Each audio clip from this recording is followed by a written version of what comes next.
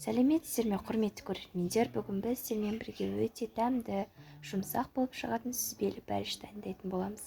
Ал енді кеттік.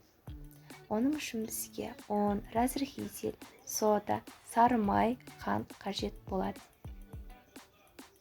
Сары майымызды ұнымызға жақсылап аунатып,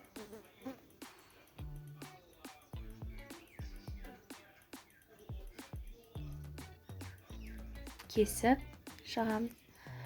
Сары майымыз үй температурасында болуы қажет. Жұмсақ болу қажет. Жақсылап оны түйіршік болғанға дейін жақсылап араластырамыз. Ұн мен сары майды жақсылап түйіршік етуіміз қажет. Мінекей осындай болуы қажет. Бұларға қант, кіші қасықта сода, жарты қасық, разрыхительдің жартысын салу қажет. Ал қалған жартысын видео арқылы көріп отырыңыздар. Бұларды жақсылап араластырып аламыз. Барлығы бір қалыпқа келгенге дейін мінекей бізде дайын. Ал енді начинкасы. Бұған сүзбе, жұмыртқа, қант, разрыхитель, сода қажет. Сүзбемізді ыдысымызға салып аламыз. 2 жұмыртқа қосып аламыз. Жарты кіші қасықта сода қосамыз. Жарты бағанағы разрыхителімізді қосып аламыз. Қантымызды қосамыз да жақсылап араластырамыз.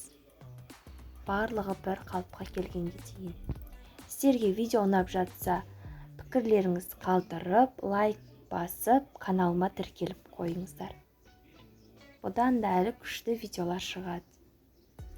Барлығын жақсылап араластырып аламыз. Мінекей осындай болуы қажет. Мінекей бұл біздің листіміз. Бағанағы тестамызды 2-ге бөлеміз. Бір теста сәл үлкен болу қажет. Мінекей қалған теста.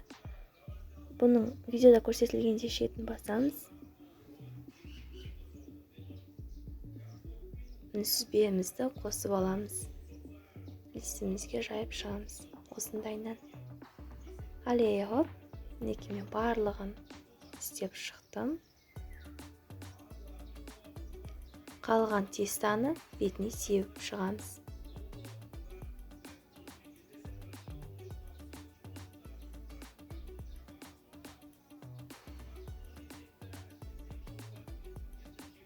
Мінекей дайын.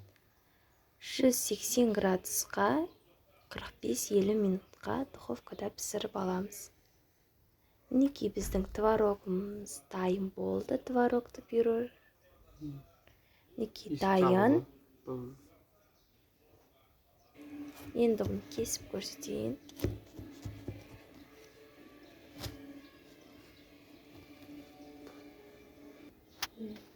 Өте песочный тестамыз дайын, творожный пирогымыз дайын болып шықты.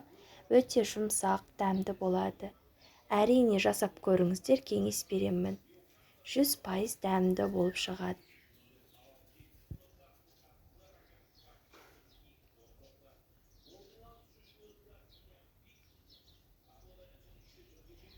Әрине жасап көріңіздер. Назарларыңызға рахмет, қош сау болыңыздар, кездескенше.